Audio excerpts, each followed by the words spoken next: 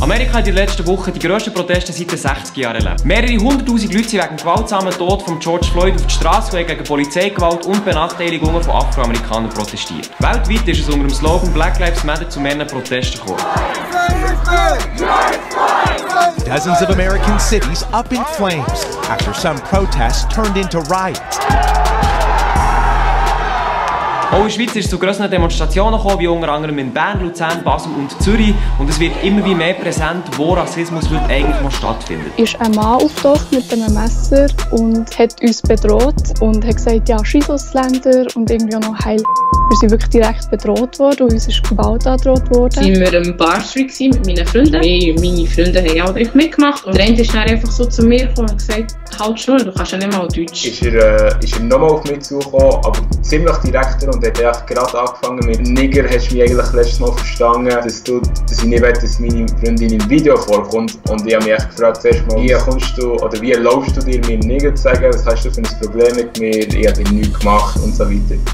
Hallo zusammen, ich bin Elia und heute wird es ein bisschen unangenehm. Ich habe ehrlich gesagt lange überlegt, ob ich als weißer, privilegierter Dude mit dem Thema Black Lives Matter überhaupt annehmen. Viel wichtiger als eine potenzielle Blamage ist mir jedoch nicht einfach nur darüber zu schweigen und meine bescheidene Reichweite zu nutzen, um ein bisschen aufzuzeigen, welche Missstände wir in der Schweiz haben. Vorab auch hier wieder, ich werde in diesem Video mehr auf einzelne Quellen beziehen. Die werden hier unten eingeblendet und können in der Videobeschreibung einfach nachgelesen werden. Das Video ist bewusst mal ernster und dann mal unterhaltsamer gestaltet. Ich möchte aber darauf aufmerksam machen, dass das alles aktuell ist. Und ich weiss, das ist ein ziemlich emotionales Thema und auch ich kann nicht nur objektiv sein. Trotzdem lade ich euch aber sehr gerne dazu ein, entweder mit mir auf Instagram oder unten in den Kommentaren diskutieren, solange es natürlich ein sachlich bleibt. Also, Black Lives Matter. Diese Parole hat in den letzten Wochen für mehrere Schlagzeilen gesorgt. Ausgelöst hat die Bewegung, wie vorher schon kurz angedeutet, der tragische Tod von einem Schwarzen in den USA durch die Polizei. Der Fall ist aber darum so dramatisch, weil das Opfer durch George Floyd, ein Familienvater aus Minneapolis, wegen einem Verdacht auf Falschgeld ist festgenommen worden und so 8 Minuten mit dem Knie im Hals und im Rücken ist am Boden gedrückt worden und daraufhin verstorben ist. Der Vorfall hat einen ziemlichen Aufschrei in den USA ausgelöst und auch dafür gesorgt, dass die Bewegung Black Lives Matter 7 Jahre nach der Entstehung wieder neu aufgelebt ist. Auch in der Schweiz ist seither die Diskussion über Rassismus so präsent wie nie zuvor. Es ist offensichtlich, dass auch der Rassismus in der Schweiz noch lange in der Vergangenheit angehört. Und nein, für das gibt es keinen Link. Wenn ihr wirklich so blind durch die Welt lauft, dann könnt ihr euch unten bei Vielmann melden. Bin ich eigentlich hier in Afrika?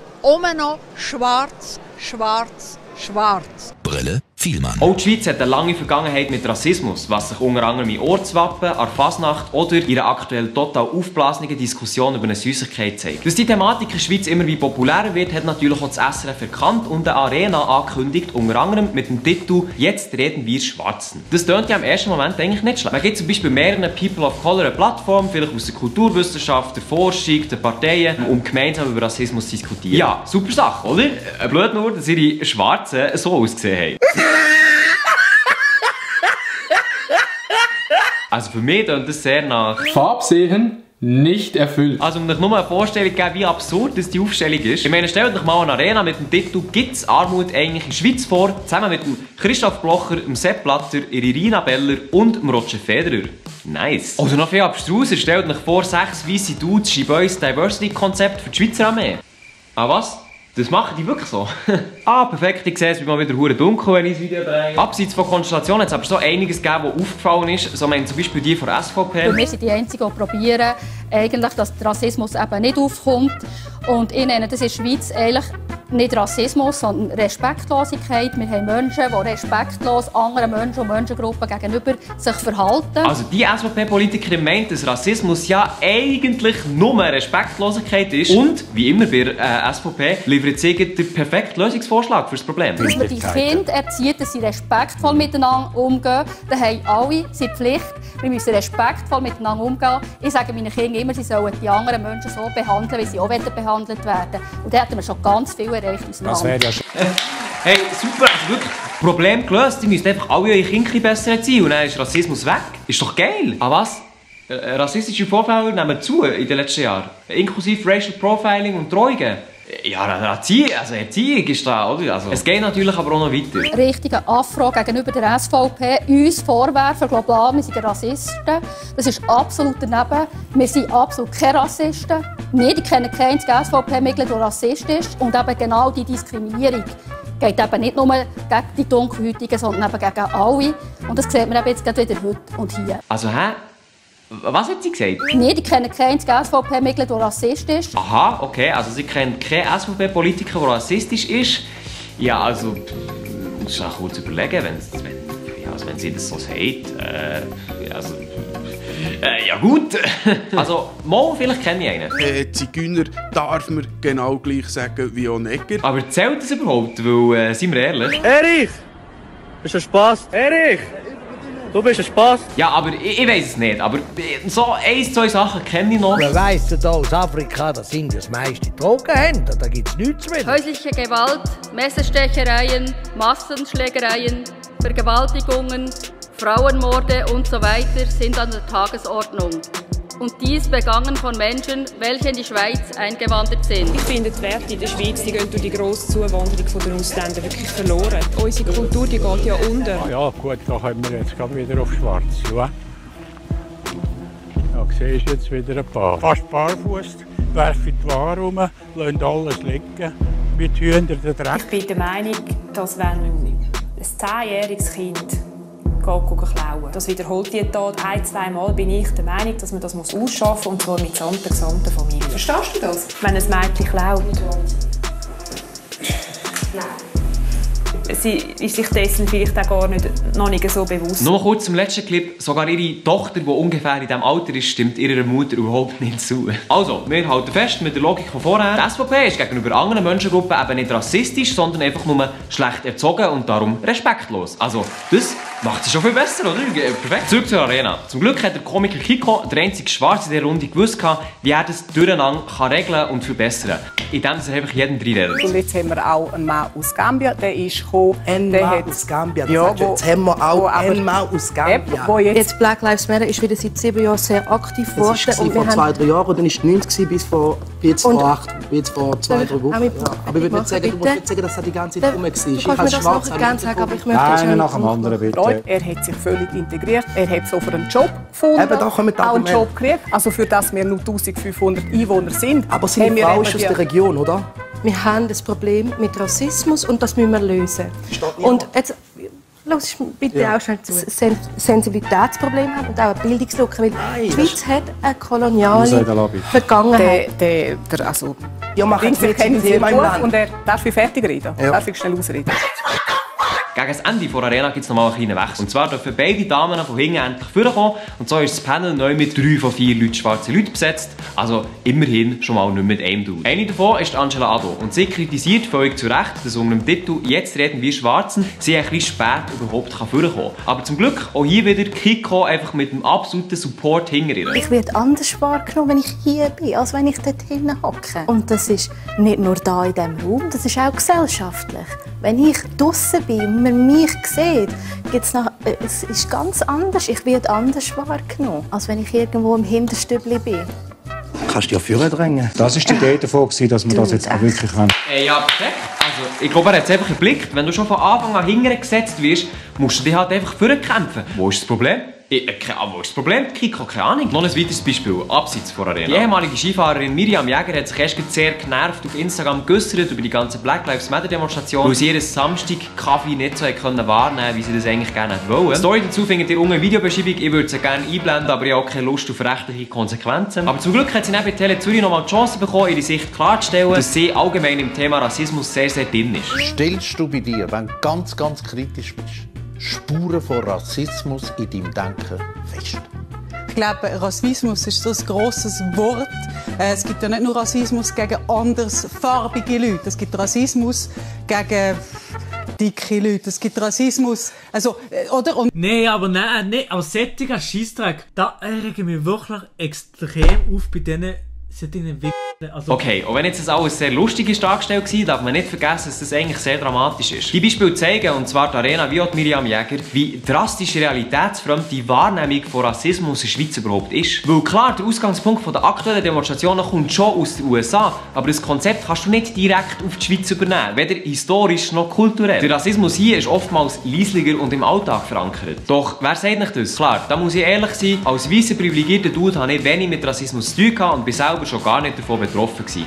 Und darum wollte ich und kann ich hier nichts über Alltagsrassismus in der Schweiz erzählen. Aus diesem Grund habe ich auf Instagram einen Aufruf gestartet, um mit Personen zu reden, die selber nach wie vor Rassismus erleben. Ich bin Markus Schekabengele, ich bin 25, meine Eltern kommen aus Kongo, Kinshasa. Ja, ich heiße Salome, ich bin 21. Ich bin in der Schweiz geboren, aber mein Vater ist aus Malaysia und meine Mutter ist Schweiz-Österreicherin. Also ich heiße Sabrina, wohne in Bern, bin 22 und komme ursprünglich aus Äthiopien. Also mein Vorname ist Noah. Ich bin 22, also mein Vater ist von Afrika, Kongo genauer gesagt, und meine Mutter aus der Schweiz. Ich habe mit diesen freiwilligen Leuten geredet und wollte herausfinden, wie sie den Rassismus heutzutage wahrnehmen und was sie von den Demonstrationen aktuell in der Schweiz halten. Also die ganzen Proteste und Demos, die im Moment stattfinden, finde ich gerechtfertigt und gut, weil es ist ein Thema, das eigentlich schon lange angesprochen werden sollte und ich finde, dass Rassismus findet auf der ganzen Welt statt und darum finde ich, geht es uns alle an. Ich finde, betreffend Demonstrationen in den USA, das ist echt mehr als gerechtfertigt. Wenn man einfach die Geschichte ausblenden, was alles passiert ist, bis zu dem heutigen Zeitpunkt, wie viele Leute schon ihr Leben verloren haben, so dass jeder finde ich, ist es wichtig, dass die Leute jetzt wirklich zusammen auf die Straße gehen. Es gibt schon so Sachen seit den 60er Jahren. Wir sind seitdem nicht mehr viel weitergekommen. Oder wenn jetzt du einstehst für Black Lives Matter und dann kommt jemand zu dir, nein, also All Lives Matter, was haltest du so viel davon? Ich finde jetzt All Lives Matter und hoffentlich finden es auch viele Leute, genau wie ich, dass es selbstverständlich ist. Jedes Leben zählt. Ich meine, Menschenrechte, alles. Das ist selbstverständlich. Das wissen wir, seit wir können. Ich habe einfach das Gefühl, die Leute, die jetzt im Moment All Lives Matter brauchen, sind einfach die es gar nicht meinen. Sie sind einfach nur so, ja komm, ihr zieht euch selber vor, irgendwie wollt ihr nur schwarze Leute oder keine Ahnung. Ich habe so viel gehört, so dummes Zeug. Es geht ja nicht darum, dass wir sagen, nur Schwarze.